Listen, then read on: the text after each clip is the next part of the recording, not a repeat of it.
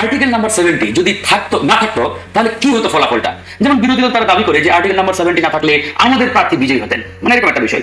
আমি মনে করি আর্টিকেল নাম্বার 70 যদি নাও থাকতো, তারপরেও যে গত যে 20 তারিখে যে নির্বাচনটি অনুষ্ঠিত হয়েছে, এই নির্বাচনে সরকারি দলের প্রার্থী নিশ্চিতভাবে বিজয়ী হতেন।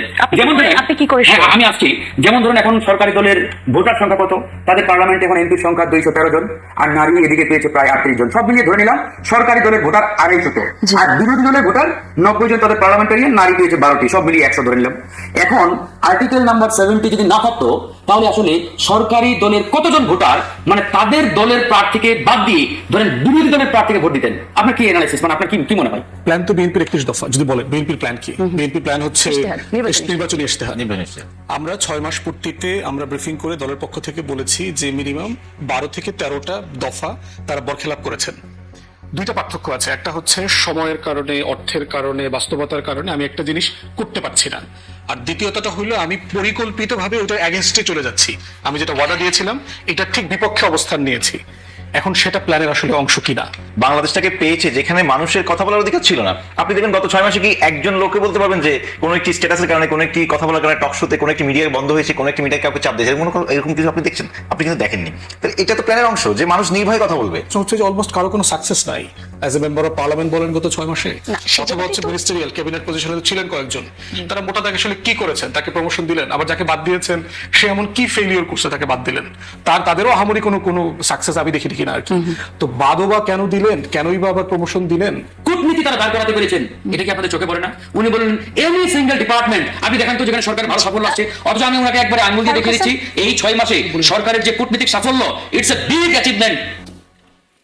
অতিথিরা যারা আছেন তাদের কাছে যেতে চাই। অ্যাডভোকেট নজরুল ইসলাম ছোটন, আপনার কাছেই আসি। নির্বাচনের আগে বিএনপির পক্ষ থেকে বলা হয়েছিল যে প্রধানমন্ত্রী এবং রাষ্ট্রপতির ক্ষমতা একটা ভারসাম্য আনা হবে। 35 বছর পর অংশগ্রহণমূলক রাজনীতি হলো এবং মানে নির্বাচন হলো, রাষ্ট্রপতি নির্বাচন, এবং আজকে আমরা জানি যে রাষ্ট্রপতি মির্জা ফখরুল ইসলাম আলমগীর তিনি বঙ্গভবনে উঠলেন। এই যে একজন রাজনীতিবিদ থেকে রাষ্ট্রপতি হওয়া, তার একটা দীর্ঘ বর্ণাঢ্য রাজনৈতিক জীবন রয়েছে, এবং যে কোনো দল, যে কোনো বয়সী মানুষ, যে কোনো মতের মানুষ, সকলে মিলেই আমার মনে হয় যে আপনার জায়গা থেকে যে এবারের রাষ্ট্রপতি কেন অন্যবারের চেয়ে আলাদা? ধন্যবাদ আপনাকে, এবং এর সাথে ধন্যবাদ জানাচ্ছি আমার সহ আলোচক এবং দর্শকদেরকে শুভেচ্ছা জানাচ্ছি। দেখুন, আমি শোয়ের শুরুতেই প্রথমেই অভিনন্দন জানাতে চাই আমাদের বর্তমান নবনির্বাচিত রাষ্ট্রপতি মির্জা ফখরুল ইসলাম আলমগীরকে। উনি দেখুন এমন একটি মানুষ, রাজনীতিতে এত পরিচ্ছন্ন মানুষ আমার মনে হয় বাংলাদেশে এত সমসাময়িক সময়ে ছিল কিনা আমি জানি না। আপনি যদি দেখবেন যে গত 17 বছরে ফ্যাসিবাদ বিরোধী আন্দোলন উনি করেছেন, একেবারে টেকনাফ থেকে তেতুলিয়া, রূপসা থেকে পাথুরিয়া উনি সারা বাংলাদেশ সফর করেছেন, কিন্তু আমার মনে হয় নিন্দুকেরাও ওনার মুখ থেকে একটি বাজে শব্দ বের হয়েছে বা এসেছে বলতে পারেননি। সেজন্য আমি মনে করবো এবারে যে রাষ্ট্রপতি যিনি নির্বাচিত হয়েছেন, আমার মনে হচ্ছে তিনি সত্যিকার অর্থেই বাংলাদেশের 18 কোটি জনগণের রাষ্ট্রপতি নির্বাচিত হয়েছেন। এবং আপনি যেমনটি বলছেন যে আসলে রাষ্ট্রপতির ক্ষমতা বাড়বে কিনা, দেখুন যখন ঐক্যমত্য কমিশন হয়েছিল, ঐক্যমত্য কমিশনে অনেকগুলো প্রস্তাব ছিল। সেই অনেকগুলো প্রস্তাবের মধ্যে রাষ্ট্রপতির ক্ষমতা বাড়ানো এবং প্রধানমন্ত্রী এবং রাষ্ট্রপতির ক্ষমতার ভারসাম্য করার মতো অনেকগুলো প্রস্তাব ছিল। সেক্ষেত্রে বিএনপি, আমি যদি ভুল না বলি, দুটি বিষয়ে তারা নোট অফ ডিসেন্ট দিয়েছিলেন, যে বলা হচ্ছিল সেখানে মানবাধিকার কমিশনের চেয়ারম্যান এবং সদস্য নিয়োগ করবেন রাষ্ট্রপতি, আইন কমিশনের চেয়ারম্যান এবং সদস্য নিয়োগ করবেন রাষ্ট্রপতি,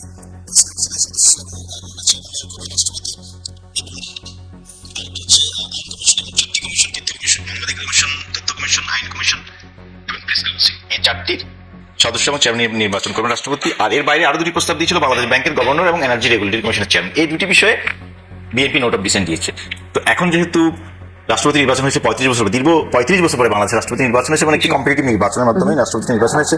আমার মনে হয় এখন যেহেতু সরকার যে সংবিধান সংশোধন করার জন্য যে কমিটি অলরেডি গঠিত হয়েছে, সেই কমিটি শেষে নিশ্চয়ই যদি সেই কমিটি একমত হয়, সংবিধান সংসদীয় বিরোধী দল এখনো তাদের সদস্যদের যে নাম ছিল সেই নামগুলো তারা দেননি, তাদের বাইরে সরকারি দল এবং অন্যান্য দলগুলো তারা কিন্তু তাদের সেই কমিশনের সদস্যগুলো নিয়ে সংবিধান সংশোধনের জন্য সেই কমিটি অলরেডি হয়ে গিয়েছে, কমিটির কার্যক্রম চলমান।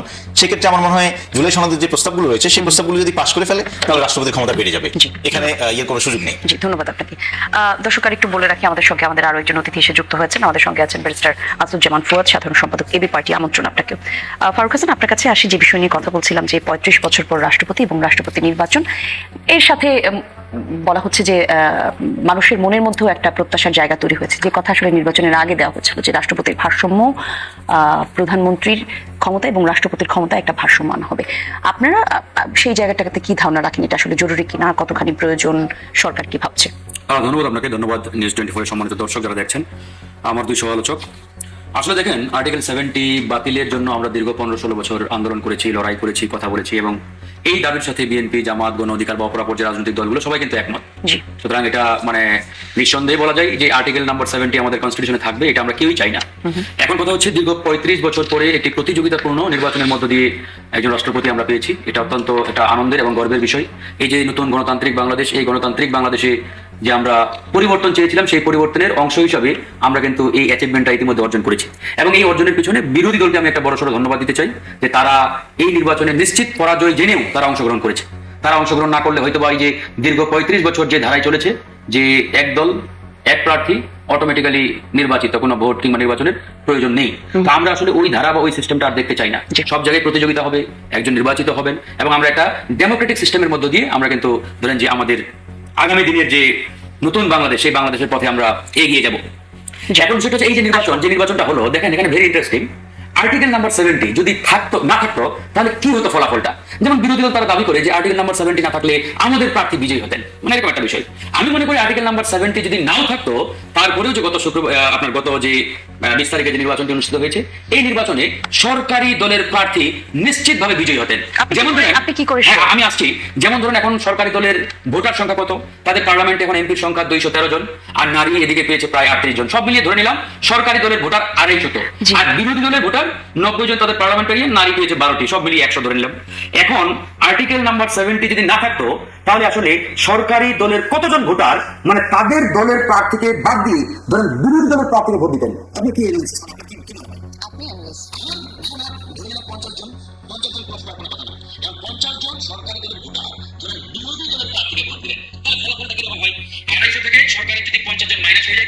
সরকারি দলের ভোটার থাকে প্রায় 200, আর এদিকে বিরোধী দলের ভোটার সংখ্যা কত? 100। এগুলো যদি 50 এসে যোগ হয়, তারপর হয় 150। তার মানে 200 কিন্তু সরকারের পক্ষের ভোটার। সরকারি দলের প্রার্থী যিনি, তিনি কিন্তু অটোমেটিক্যালি তারপর বিজয়ী হবেন। বাংলাদেশের যে দীর্ঘ 50 বছরের কালচার, এই কালচারে নিজেদের দলের প্রার্থীকে রেখে বিরোধী দলের প্রার্থীকে ভোট দিয়েছে এই সংখ্যা খুবই নগণ্য, খুবই নগণ্য। আমরা বেরোতে পারি না। তো সেই জায়গা থেকে আমি মনে করি আর্টিকেল নাম্বার 70 যদি না থাকতো, সবচেয়ে ভালো হতো, উত্তম হতো। তারপরেও এখন যিনি নির্বাচিত হয়েছে, ধন্যবাদ আপনাকে। আরেকজনকে সময় দিতে হবে ফারুক হাসান, কিন্তু একটু একটা কথা বলে রাখতে চাই, সেটা হচ্ছে আপনি যেমনটা ভাবছেন, বিরোধী দলও একটা ভাবছে। বিরোধী দল মনে করছে যে আর্টিকেল 70 না থাকলে তারা হয়তো সম্পূর্ণ আপনি যে আমি 30 সেকেন্ডে ক্লিয়ার করে দিই। এই যে আর্টিকেল নাম্বার 70 বাতিল করার জন্য তো আপনার একটা প্রসিডিউরের মধ্যে ঢুকতে হবে। সরকার কিন্তু ইতিমধ্যে একটা প্রসিডিউরে ইন করেছেন। সেটা আমি সেটা বলতে চাচ্ছি না, আপনি আমার কথাটা শুনুন। আমি বলার চেষ্টা করলাম যে বিরোধী দলের যে ধারণা, যে প্রত্যাশা, আপনিও একটা ধারণার কথা বললেন যে হয়তো 50 জনের বেশি ভোট দিবে না। সুতরাং এখানে সবাই ধারণা করেই কথা বলছে, কে সঠিক কে ভুল সেই জায়গাটায় যাওয়া বোধহয় একটু বোঝাপড়ার ব্যাপার রয়েছে। ধন্যবাদ আপনাকে। ব্যারিস্টার আসাদুজ্জামান ফুয়াদ, আপনাকে একটু ভিন্ন প্রশ্ন করি। সরকারের 6 মাসের মাথায় মন্ত্রী সভায় রদবদল বলা হচ্ছে। রাজনৈতিক মহলে দুই ধরনের মূল্যায়ন হচ্ছে এটা নিয়ে। সরকারের পক্ষ থেকে বলা হচ্ছে যে ক্ষমতাসীন দলের যে কাজের গতি, সেই কাজের গতি আরো বাড়বে। আবার অনেকেই মনে করছেন যে সরকার মুখে না বললেও ভিতরে ভিতরে এক ধরনের চাপে রয়েছে, একটা কোনো অস্থিরতা সরকারি দলের মধ্যে আছে। আপনার ধারণা কি একটু বিশ্লেষণ করবেন? ধন্যবাদ। রদবদলের ব্যাপারে আসলে খুব আশাবাদী হওয়ার মতো কিছু হয়নি। এমন কোনো মানুষজন কোনো ডিফারেন্ট দায়িত্ব পায় নাই যে কারণে খুবই এক্সাইটেড ফিল করা উচিত। এখন প্রশ্ন হচ্ছে যে জায়গাটাকে তারেক রহমানের জুতোয় পা দিয়ে চিন্তা করেন, তার সামনে সংকটগুলো কি কি। একটা হচ্ছে তার দলের ভিতরে সিনিয়র বনাম জুনিয়র একটা ক্রাইসিস আছে। ত্যাগ, বঞ্চনা, বয়স, প্রবীণ, বাবার সাথে রাজনীতি করেছে, মায়ের সাথে রাজনীতি করেছে, দলের সংকটের সময় দল ছেড়ে যায় নাই, এই বিষয়গুলো মাথায় কাজ করে। আবার উল্টো দিকে হচ্ছে যে এই মানুষগুলো 80 ছুঁই, এই মানুষগুলো আসলে ফাংশনাল না। একটা রাষ্ট্র দেখবেন তার প্রজাতন্ত্রের কর্মচারীর জন্য একটা বয়স বেঁধে দেয়, 60, 62, ইউরোপে 65, 67, বাংলাদেশে বিশ্ববিদ্যালয়ের টিচার এবং জাজদের জন্য এটা 65-তে রাখা আছে। এটা কেন দেয়? কারণ একটা সার্টেন টাইমের পরে মানুষের এইজিং এর একটা ন্যাচারাল প্রসেস আছে, তার ফাংশনালিটি কমে যায়। তাহলে চিন্তা করে দেখেন, বাংলাদেশের একটা বিশাল সংখ্যক প্রজাতন্ত্রের কর্মচারী চাকরি শেষ হওয়ার পরে তারা আবার পলিটিক্সে আসেন। তিনি আমলা ছিলেন, সেনা কর্মকর্তা ছিলেন, পুলিশ কর্মকর্তা ছিলেন। এর মানে হচ্ছে তার রাজনীতির চাকরিটা 60-এর পরে শুরু হয়, অভিজ্ঞতা সহ। স্যাডলি আর কি, দুঃখজনকভাবে সত্য আর কি। তো এখন প্রশ্ন হচ্ছে যে এই বাস্তবতাগুলো যারা দল পরিচালনা করেন বাংলাদেশে তাকে খুব মাথায় রাখা লাগে। ডিফিকাল্ট টাইমে পার্টিকে টাকা দিয়ে কে সাহায্য করছে, লিফলেটের জন্য কে টাকা দিয়েছে, এইরকম অনেকগুলো বিষয় তারেক রহমানকে ডিল করতে হচ্ছে। তার জায়গা থেকে যদি দেখেন, দলের বিএনপির আমাদের যারা সিনিয়র ভাই ব্রাদাররা আছে তাদের কাছ থেকে শুনতে পাচ্ছি শরিক যুগপদে আন্দোলন করছে, তারা অনেকে বোধ করছেন যে আমাদেরকে যে ওয়াদা দেওয়া হয়েছিল ওয়াদার বরখেলাফ হচ্ছে। কদিন আগে মিটিং করলো যমুনাতে, তারা সেখানে তাদের কষ্টের কথা বলেছেন, এগুলো আছে। প্রশ্ন হচ্ছে যে এই দাবি দাওয়াগুলো পূরণ করতে গিয়ে সরকার যে সবচেয়ে বড় ফেইলিয়ারের কাজটা করছে, ন্যাশনাল ম্যান্ডেটের সাথে সে আসলে মানে তাল মিলাইতে পারছে না। যে জাতি আসলে তার কাছ থেকে কি ধরনের লোক দেখতে চায়, কি ধরনের লোকদেরকে তিনি দায়িত্ব পাচ্ছেন বলে দেখতে চান। এখন আমি ব্যক্তিগতভাবে কারো কোনো মন্ত্রী পর্যায়ে যাবো না। প্রশ্ন হচ্ছে যে অলমোস্ট কারো কোনো সাকসেস নাই। As a member of parliament বলেন গত 6 মাসে সেখানে একজন মিনিস্টারিয়াল ক্যাবিনেট পজিশনে ছিলেন কয়েকজন, তারা মোটা দাগে আসলে কি করেছেন, তাকে প্রমোশন দিলেন, আবার যাকে বাদ দিয়েছেন সে এমন কি ফেলিওর করছে তাকে বাদ দিলেন। তাদেরও আহামরি কোনো সাকসেস আমি দেখি না আর কি। তো বাদও বা কেন দিলেন, কেনই বা আবার প্রমোশন দিলেন? আমি মোটা দাগে রাষ্ট্রের জায়গা থেকে, নাগরিক জায়গা থেকে, সরকার পরিচালনার জায়গা থেকে এখানে কোনো মানে সিরিয়াস কোনো অবজারভেশন দেখতে পাচ্ছি না যে আপনি কিসের ভিত্তি মূল্যায়ন করেছেন। এটা পিওরলি দলের ভিতরের লেনদেন। এটা দলীয় প্রধান জানেন যে আসলে দলের ভিতরে কি করতে হবে না করতে হবে, বাস্তবতা কাকে দিবেন না দিবেন। কিন্তু দেশবাসীর এক্সাইটেড হওয়ার মতো, খুশি হওয়ার মতো এখানে কিছু হয়নি। বরং আমি বোধ করছি যে সংকটগুলোর গভীরতা সরকার আসলে টের পাচ্ছে না। তারা মনে করতেছে 10 সেমিস্টার অনার্স করতে একটা এক সেমিস্টার গেল, আমরা লেখাপড়া করে ফেলে করতে পারছি। ফার্স্ট ইয়ার তো কেমন শুরু হয়েছে, 9 মাস যাক না, ওই 11তম মাসের পরীক্ষা রুটিনটা আসুক, তারপরে পড়ালেখা শুরু করবো আর কি। রাষ্ট্র তো অনার্স কোর্সের মতো না যে আপনি ফার্স্ট সেমিস্টার চলে গেছে, আরো 9টা সেমিস্টার আছে, আপনি বোধ করছেন খেলায় চলে যাবে। এসেই বলেছে আই হ্যাভ আ প্ল্যান, সেই প্ল্যান কি এখন তাহলে কাজ করছে না? ওয়েল, প্রশ্ন হচ্ছে যে আই হ্যাভ এ প্ল্যান, এই কথাটার তো কোনো তাফসীর শুনি নাই। এটা তো একটা স্টেটমেন্ট যে আমি দাবি করলাম যে আমি ডাক্তারি পাশ করেছি, কিন্তু আমি প্র্যাকটিসও করি না, আমি হাসপাতালেও যাই না, আমার সনদও নাই, আমি গাউনও পরি না, সকালবেলা বেরো হই না, 8টার সময় কোনো মেডিকেল কলেজেও যাই না, সন্ধ্যা 6টার পরে কোথাও রুগী দেখতেও বসি না, কিন্তু আমি বলছি আমি আই এম এ ডক্টর। এখন প্রশ্ন হচ্ছে আই হ্যাভ এ প্ল্যান বলবার মধ্য দিয়ে জাতি তো দেখতে চাচ্ছে যে আপনার আসলে প্ল্যানটা কি। আমরা কোনো ইস্যু রিজলভ করবার জায়গায় সরকারের কাছ থেকে সিরিয়াস কোর্স অফ অ্যাকশন দেখতে পাচ্ছি না। জ্বালানিতে গত 6 মাসে 2বার 2টা ফেজে বড় ধরনের ক্রাইসিসে সরকার পড়েছে। এটার দায় বিএনপি সরকারের না, কিন্তু এটাকে ম্যানেজ করবার দায়িত্ব বিএনপি সরকার। অথবা এখন কি ভাবছে, এখন কি প্ল্যান হচ্ছে, তাহলে কি বিষয় আপনাকে যেটা বলতে হবে যে ইয়েস এই ফেলিওর গুলো আছে, আমরা দুঃখিত জনগণের কষ্টের জন্য, আমরা এটা করব, এই করতে পারি, কোনো প্ল্যান নাই। দেখবেন যে এক এক মন্ত্রীর বক্তব্য একরকম। জ্বালানি মন্ত্রী বলছে অপেক্ষা করা ছাড়া কিছু করা নাই, প্রতিমন্ত্রী বলছে টাকা নাই, আনবো থেকে, অর্থমন্ত্রী বলছে যুদ্ধের পরের অবস্থা থেকে অর্থনীতির অবস্থা খারাপ, 2-4 বছর এইভাবে ওয়েট করতে হবে। তাহলে প্রশ্ন হচ্ছে বক্তব্যগুলো তো আই হ্যাভ এ প্ল্যানের মধ্যে পড়লো না। আই হ্যাভ এ প্ল্যান মানে একটা সলিড জায়গা আছে যে হ্যাঁ এটা একটা ক্রাইসিস, এই ক্রাইসিসটা আমাদের তৈরি করা না, আওয়ামী লীগের তৈরি করা। এই ক্রাইসিসটাকে আমরা এইভাবে ডিল করছি আপাতত, আগামী 2 বছর 3 বছর 5 বছরের ভিতরে আমি এই কোর্স অফ অ্যাকশনটা ফলো করব। আপনাকে আশ্বস্ত করতে হবে, তো সেটা তো আমি দেখতে পাচ্ছি না। ধন্যবাদ। একটা বিরতির পরে আবার ফিরবো আলোচনায়। দর্শক, আপনারা দেখছেন নতুন বাংলাদেশ, ফিরছি একটু পর, থাকুন সঙ্গে। নতুন বাংলাদেশ দেখছেন দর্শক। 3 জন অতিথি নিয়ে আমাদের আজকের আয়োজন, কথা বলছিলাম রাষ্ট্রপতির ক্ষমতা এবং বাংলাদেশের বর্তমান রাজনৈতিক পরিস্থিতি নিয়ে। আরো একবার আলোচনায় ফিরতে চাই অ্যাডভোকেট নজরুল ইসলাম ছোটন। ব্যারিস্টার আসিফুজ্জামান ফুয়াদ যে কথা বললেন যে সরকার আসলে যেভাবে করে প্ল্যান করছেন তার সুফল আদৌ মানুষের কাছে যাবে কিনা সেটা নিয়ে যেমন সংশয় রয়েছে, আবার এই যে রদবদল করলো সেটাও এক ধরনের প্রাসঙ্গিক কিনা তাও তিনি প্রশ্ন রাখবার চেষ্টা করলেন।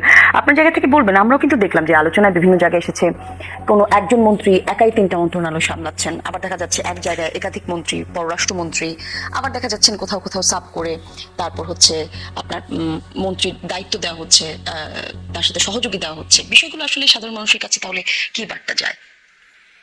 ধন্যবাদ আপনাকে আবারও। দেখুন, ফুয়াদ ভাই যেটা বলছেন যে কোনো প্ল্যান নেই, আসলে এখন উনি বলছেন কোনো প্ল্যান নেই, কিন্তু আমি তো বলবো প্ল্যান আছে। আপনি যদি দেখেন যে কি প্ল্যান আছে, আপনি দেখবেন যে বাংলাদেশে ফ্যাসিবাদের সময় যে প্রবলেম ছিল সেটা হচ্ছে গত 6 মাসে বিচার বহির্ভূত কোনো হত্যা হয়েছে হয়নি। আপনি দেখবেন যে কোনো গুম হয়েছে হয়নি।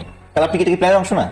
অবশ্যই প্ল্যানের অংশ হচ্ছে এই দেশে বিচার বহির্ভূত হত্যা হবে না, এই দেশে মানুষ বিনা বিচারে বিনা অপরাধ করে বিনা বিচারে থাকবে না। আপনি দেখবেন রামেশ হত্যাকাণ্ড 6 দিনে শেষ করেছে, এটা প্ল্যানের অংশ।